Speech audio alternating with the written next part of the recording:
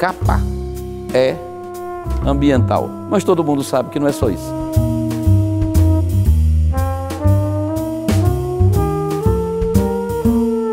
Senador, o senhor acredita que todo o movimento europeu de combate ao desmatamento no planeta é uma questão de protecionismo?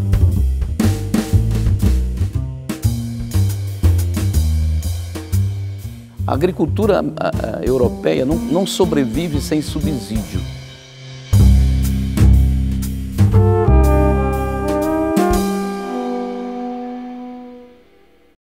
Seja bem-vindo, senador Zequinha Marinho. Prazer receber o senhor aqui no Salão Nobre. Senador, o Parlamento Europeu aprovou agora, em abril, uma lei que proíbe a importação de produtos originários de áreas desmatadas após 2020. Entre os itens estão algumas commodities importantes para os produtores brasileiros, como carne, soja, madeira e café. O senhor apresentou um projeto para criar uma lei de reciprocidade ambiental. Eu queria que o senhor explicasse o que é e o contexto. É interessante observar, né, que o Brasil é um dos países que tem a produção mais sustentável do mundo. Primeiro, nós temos 66% do nosso território coberto por vegetação original, né? Ninguém tem isso aí. No máximo 30%, estourando 40%, lá muito remotamente existe. O Brasil tem 66%. Em termos de reservas públicas de governo federal, governos estaduais, governos municipais, o Brasil soma 30% da sua área, áreas boas. Não estou falando de áreas de deserto, não, porque aí fora o nego fica vigiando o deserto dizendo que aquilo é uma reserva. Brincadeira, né? Nós temos florestas nativas de primeira qualidade, né? Então nós temos 30% do nosso território só de reservas públicas. Não estou falando das reservas obrigatórias que o produtor rural tem na sua propriedade. Estou falando de reserva pública. Nós temos 14% de área do território nacional destinado aos nossos índios, né? Quem é que dá 14% do seu território para os seus índios? Só o Brasil, né? Aí aquela conversa toda sobre problema de CO2, gases de efeito estufa, porque o Brasil está fazendo isso, está fazendo aquilo. Bom, agora vamos ver como é que está o estoque disso no mundo, no universo. 30% desse estoque é da China, 15% desse estoque é dos Estados Unidos, 14% é da União Europeia, 7% é da Índia. Cadê o Brasil? Está lá embaixo, na fila, com 3%. 1,5% para a indústria, 1,5% para o agro. Mas nós que somos o patinho feio dessa história. Todo mundo... Senadora, porque dependendo do indicador e do tipo da metodologia de pesquisa, o Brasil, em função dos índices de desmatamento, que não eram contabilizados nas pesquisas anteriores, ele realmente ficava lá embaixo nesse ranking de países poluidores, né? Mas a partir do momento que se contabiliza o desmatamento como produtor de poluição, o Brasil não subiu para o 4º lugar? É interessante, tem que ver o que tipo é esse desmatamento, se é legal, se é ilegal, se é de mata original, se é de capoeira, que é aquilo que você abriu um determinado tempo, começou aquela regeneração precária, você reutiliza a terra e assim sucessivamente. Então, você não pode englobar tudo isso e dizer que é exatamente aquilo, né? Existem N situações. Vamos lá. Quer dizer, todos os números desse setor são para nós. Mas aí vem tudo quanto é, principalmente na Europa, nos apontando. O que eu resolvi fazer? Né? Debatendo isso na Frente Parlamentar da Agropecuária, ouvindo pessoas do setor, etc, etc. Tá, tudo bem, nós temos que debater a questão ambiental, porque é séria. Nós não podemos atentar contra o nosso futuro. O Brasil tem interesse em ser cada dia mais sustentável. Mas o Brasil não pode se preocupar apenas consigo. O Brasil tem que se preocupar com o mundo, não é? Principalmente com aqueles que nos apontam o dedo e dizem, olha, vocês estão muito ruins, precisam melhorar. E quer comprar nossos produtos, mas colocam barreira. Bom, então tudo bem, vamos para o jogo. Vamos trazer o bode para a sala e fazer o debate aqui. Entrar com um projeto de lei que, né, se possa exigir daqueles que exigem da gente os mesmos padrões ambientais que nós aqui cumprimos. Quem é que tem um código florestal mais rigoroso do que nós? Não sei, não é? O nosso código florestal que nós obedecemos aqui é extremamente rigoroso. E aí a gente vai, então nós queremos isonomia, reciprocidade, não é? Aquilo que você exige de mim, eu também tenho o direito de exigir de você. Senão você não está sendo ética comigo, não é? Vamos lá fora rapidinho, dar uma volta pela Alemanha. A Alemanha está reativando todas as suas usinas de produção de energia a carvão vegetal. O que é carvão vegetal? Um dos mais poluentes do mundo, né? 20%, um pouco mais de 20% da energia da Alemanha é a custa do carvão vegetal. 10% da matriz energética da Alemanha é a diesel termoelétrica, correto? A Alemanha comete 2 crimes ao mesmo tempo. Derruba florestas, não é? E escava para pegar carvão. Quer dizer, você desmata e ainda busca carvão, né, lá embaixo, causando duplo crime ambiental. Primeiro que você está devastando, derrubando floresta. Segundo que você está buscando uma matriz energética altamente poluente. Então nós precisamos discutir isso, né? E equalizar esse negócio. Bora conversar. Mas a ideia do senhor, então, é trazer essa questão para o debate, não propriamente aprovar um projeto que crie uma reciprocidade ambiental? Não, nós precisamos chegar até lá. Mas no primeiro momento, nós queremos fazer um debate, não é? E aí? O Brasil também tem interesse que a Alemanha tenha uma matriz energética sustentável, não é? Mas só aí tem mais de 30% da matriz energética da Alemanha altamente poluente. Carvão mineral e óleo diesel. Quantos por cento da nossa matriz energética é limpa? 88%. Né? 12% nós temos alguns problemas.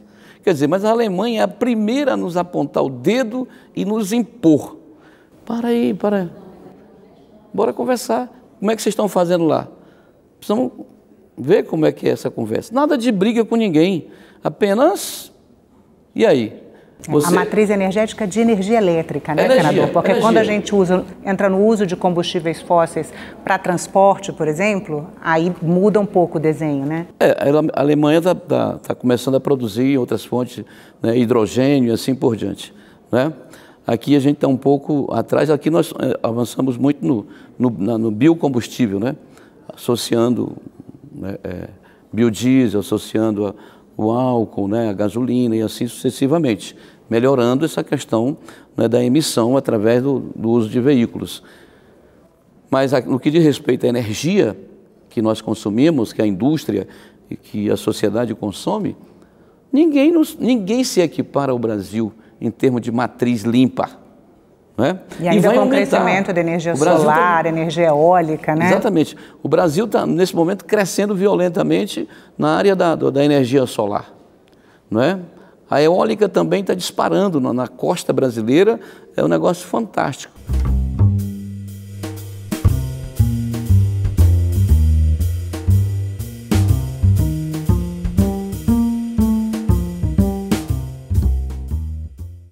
Nós temos um potencial para comercializar crédito de carbono, um absurdo, porque nós temos florestas imensas. Quando o governo regulamentar, o governo já começou a trabalhar isso, existem alguns projetos, medidas provisórias, não sei o quê. Daqui a um dia nós temos um arcabouço legal, não é, que vai dar um verdadeiro marco legal para o crédito de carbono. Então, se você quer jogar comigo no campo comercial, que o grande problema aí, claro que a capa é ambiental, mas todo mundo sabe que não é só isso. O que sustenta essa briga toda, essa coisa toda, é a área comercial, não é? A área comercial. O comércio é o que faz essa confusão toda, é a luta do dinheiro, do espaço, do mercado e assim sucessivamente. Mas vamos lá, só terminar de completar esse raciocínio. Você você emite mais do que produz, né? Aqui. Tem um saldo negativo muito grande, porque em tudo hoje você pode mensurar, vou fazer a sandália, quanto é que eu estou emitindo de carbono para fazer a sandália? Fazer a cadeira, ou fazer a roupa. Já se mensura tudo isso, correto? Então, compre crédito de carbono de quem tem para vender e equilibre o jogo entre emissão, né, e produção. Está entendendo? Aí nós vamos poder fazer algum negócio com essa turma de acordo com aquilo que eles nos prometem lá na COP e nunca cumprem aqui, que é comprar nosso crédito de carbono, né? Prometem muito dinheiro, prometem comprar crédito, mas nunca fazem nada disso, né? Chegou a hora da promessa ser cumprida, né? A gente pode daqui a um dia comercializar em alta escala para quem está negativo crédito de carbono e ganhar dinheiro com isso. Aí sim, manter a floresta em pé, porque ela produz exatamente esse crédito.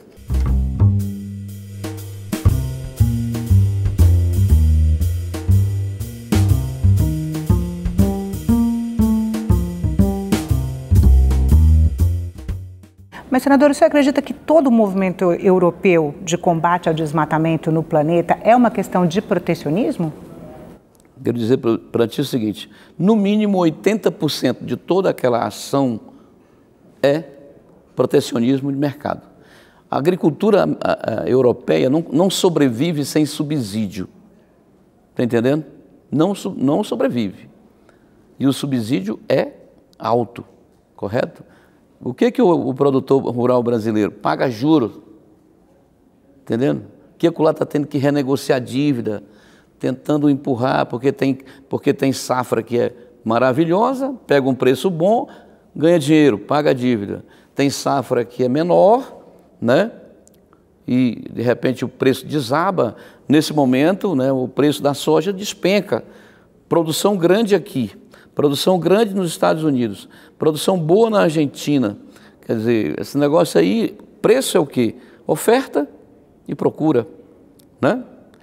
Vai para o boi, para a carne, para a arroba do boi, também despencando, correto? Então, esse negócio não é sempre estável. Tem temporadas boas, temporadas difíceis, mas o nosso produtor, com tudo isso, ainda consegue ser mais competitivo do que o europeu, que não sobrevive se não tiver aporte do seu governo. Senador, ainda na justificação do projeto, o senhor diz que o projeto pode recuperar a competitividade de setores do agronegócio. A União Europeia, como bloco, é o segundo maior importador de commodities brasileiras, só perde para a China. Como é que o senhor imagina que isso aconteceria? Que impor sanções ou restrições aos produtos europeus pode recuperar a competitividade brasileira? Na hora que nós colocarmos na mesa o debate e buscar essa reciprocidade, eles não dão conta, né, de serem iguais a gente. Como é que a Alemanha vai ser igual ao Brasil? Matriz energética. O Brasil tem 88% da sua matriz limpa. A Alemanha tem quanto? Começa aí. E aí vai. Quer dizer, ponto a ponto, vai fazendo um checklist. As armas desses caras vão serem baixadas. Vão nos permitir conversar de igual para igual. E a gente, com certeza, vai abrir mais espaço para vender. Eu não tenho dúvida disso. Hoje eles estão só batendo, certo? E a gente aguentando pancadas. Na hora que a gente começar a se interessar também, e eu estava dizendo, um país do porte do Brasil, não é? Com toda a influência que ele tem nesse continente e o nome que tem lá fora em termos de potencial e tudo, você não pode se interessar pela sustentabilidade apenas aqui, no seu torrão e na sua produção. Ele precisa estar ligado no debate mundial, não é? Nós vamos fazer o nosso dever de casa, isso é fundamental, é importante, não podemos fugir disso, mas nos interessa também o que está acontecendo nos países, mundo afora, não é? Como é que é lá? O que vocês estão fazendo aí? E aí a gente precisa, não é, igualar esse negócio. É isso que nós chamamos de reciprocidade ambiental. Senador, o senhor faz parte da Frente Parlamentar da Agropecuária, é um dos expoentes da frente, e a frente já fez uma nota sobre o projeto da Comissão Europeia, já vem acompanhando há algum tempo esse debate, porque ele não aconteceu agora em abril, né? Já havia sido aprovado em várias etapas no Parlamento Europeu. E a Comissão Europeia ela tem 18 meses após a aprovação da lei anti-desmatamento para classificar os países por área de risco. E o Brasil pode ser considerado um país de alto risco. Como é que o senhor vê essa possibilidade? Olha, Claro que eles têm todo o direito de se posicionar lá fora. A FPA tem buscado mediar esse debate, né? Responder aos questionamentos e tranquilizar o mercado lá fora de que essa questão ambiental no Brasil está sob controle. Ainda não está 100% sob controle porque o governo não tem conseguido fazer a sua parte. Ainda há pouco a gente comentava aqui antes de começar a entrevista sobre a questão da regularização fundiária. Nós temos muita terra que não tem CPF ainda, não tem CNPJ. E terra sem dono é um problema, né? Porque no dia que a terra tem um dono, que o governo vende essa terra para alguém, correto? Que põe lá o CNPJ ou põe o CPF, o cara passa 24 horas ligado para proteger aquela terra. Está entendendo? Porque ele sabe que se cometer ou acontecer qualquer tipo de crime ambiental ali, quem é o responsável? Ele. E aí ele está ferrado, entra um embargo, que é uma coisa dificílima de você negociar, aderir ao projeto de regularização ambiental que a gente chama de PRA, não é? Pensa na burocracia, na complicação. Então todo mundo que tem terra, certo? Devidamente documentada, ele vigia isso com olhos assim bem abertos para evitar qualquer tipo de crime ambiental, porque ele sabe das consequências que isso tem. Senador, mas o que o senhor está propondo é uma política de Estado de regularização fundiária, né, que já foi proposta em vários outros momentos, mas que avança a passos muito lentos e provavelmente não vai chegar a tempo de atender às exigências que a lei europeia vai fazer num espaço de tempo menor, né? A lei do Parlamento Europeu, ela não bane nenhum produto ou país, mas exige uma declaração, né? Como se fosse um selo de procedência, de que os bens foram produzidos em terras que não foram desmatadas depois de 2020. De rastreamento. Exatamente. Só que isso não é ainda suficiente para garantir que os produtores brasileiros que cumprem as leis brasileiras vão poder continuar exportando, porque a lei de lá, ela não distingue desmatamento legal de desmatamento ilegal. Como é que o senhor avalia essa questão? Deixa eu te falar. Porque é um complicador para os produtores. É um complicador, mas deixa eu te falar. Não é coisa... O que o governo aqui tem que fazer é ter uma legislação bem clara com relação a isso, não é? Como, por exemplo, você é produtora rural, não é? Você tem que alcançar na sua propriedade o selo da sustentabilidade, que o boi que você produz ali é produzido numa área ambientalmente sustentável. Desde que nasceu, né?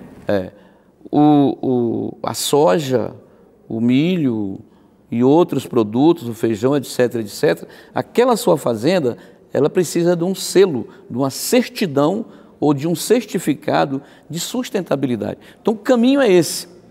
Porque na tarjazinha o produto lá fora, o cara consegue, por aquele treco lá, chegar lá onde foi produzido.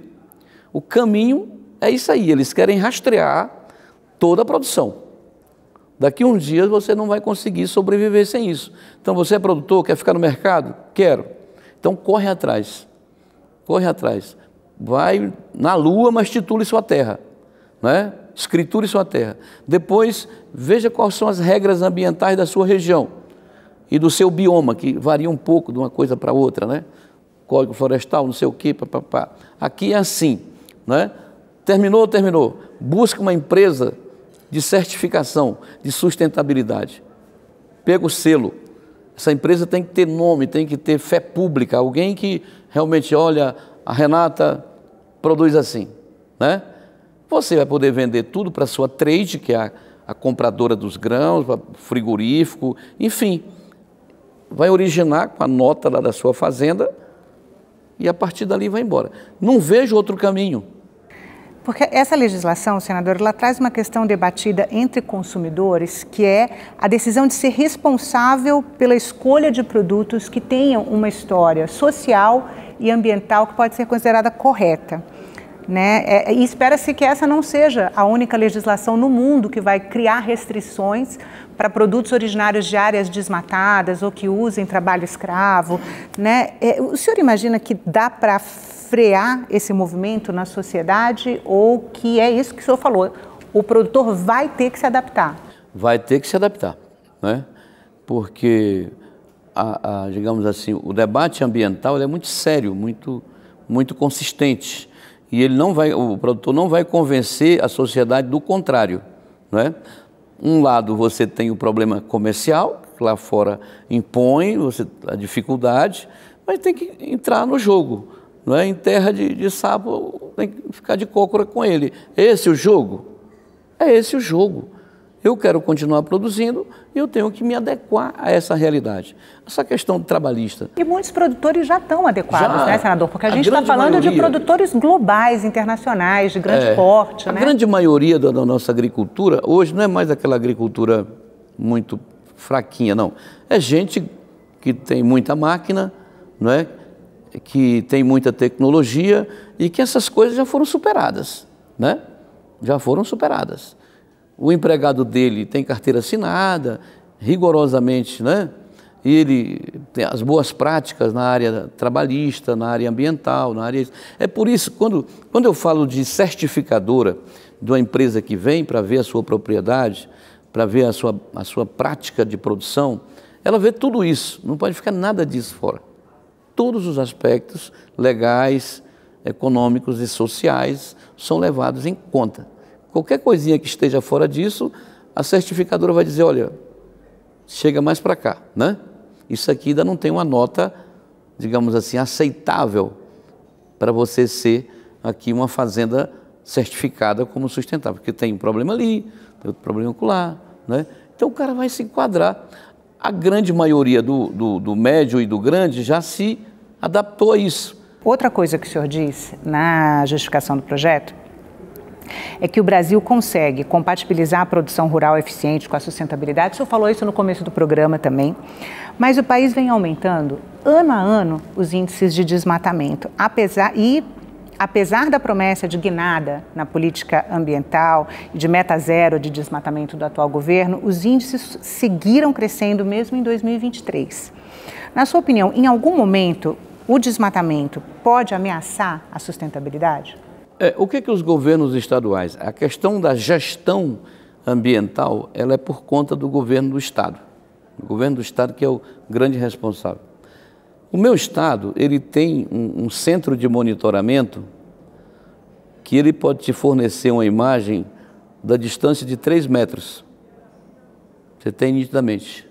Se eu quiser saber, por exemplo, o que aconteceu 3 meses atrás, aí eu pego uma imagem de 3 meses atrás, correto? E aí peço uma imagem de hoje. Aí peço para iluminar aquilo que estava, digamos, em pé, a mata, né, há 3 meses atrás e aquilo como é que ela está hoje. E o computador, o programa é capaz de me mostrar onde houve qualquer tipo de desmatamento ali. O que isso significa? É que o governo tem na mão, né, condições de fazer um acompanhamento, né? Quer dizer, quem foi que desmatou? Foi a Renata, né? Eu tenho aqui o CAR dela, eu tenho aqui as coordenadas, eu sei onde é que ela está, e eu posso pegar um helicóptero aqui e descer lá na fazendinha dela, não é? O CAR é o Cadastro Ambiental Rural, que é o que o governo tem de cada um. O problema é que os governos estaduais estão com toneladas de CAR, de cadastro, sem validar, quer dizer, sem analisar cada um para checar e dar uma assinatura e liberar o CAR, né? O Pará tem quase 200 mil CAR e, digamos aí, uns 150, 160 mil sem validar até hoje, né? Porque não tem gente e a tecnologia não é tão confiável, né? Eu sempre defendo um CAR tipo declaração do imposto de renda, que ele é autodeclarativo, né? Eu que sou responsável, você pela sua. E se amanhã for descoberta alguma coisa errada, nós estamos ferrados, né? Porque o leão ferra a gente. É a mesma coisa. Como os governos não têm estrutura, recursos humanos suficientes para validar CAR por CAR, analisar cada um, que fizesse da mesma forma. Olha, preenche aqui, isso aqui é teu, né? Os confrontantes, papalá, papapá, papá. Quando eu faço o georreferenciamento, eu acerto os confrontantes. E o CAR tem que ser em cima da área georreferenciada, que é para evitar que o CAR sobreponha um pedaço da terra do vizinho. Entendeu? Porque até nisso você tem problema. Correto? Então o satélite tem que vir e plotar lá de cima para baixo exatamente a minha área e acabou. E eu assino embaixo, é isso aqui. Eu tenho tanto de mata, tenho tanto disso, tanto daquilo, e daqui para frente eu congelo isso. Se eu quiser mexer em qualquer coisa daqui, se eu tiver ainda permissão no percentual legal para mexer em alguma coisa, eu tenho que solicitar licença do governo para poder mexer. Aí eu tenho que fazer uma supressão rasa. Ah, é? Tem um percentual? Ah, tenho. Eu ainda tenho a margem aqui de tantos hectares. Então, faça um projeto, submeta a aprovação para você ter permissão do governo para pegar aquela área que ainda você tem direito. E aí não é desmatamento ilegal, é desmatamento, mas não é ilegal, é legal. Você vai aproveitar a madeira, você vai aproveitar o resto para dar destinação, enfim, naquilo que for útil e economicamente, né, viável, assim por diante. Negócio tranquilo. Senador, muito obrigada pela entrevista. Eu que agradeço.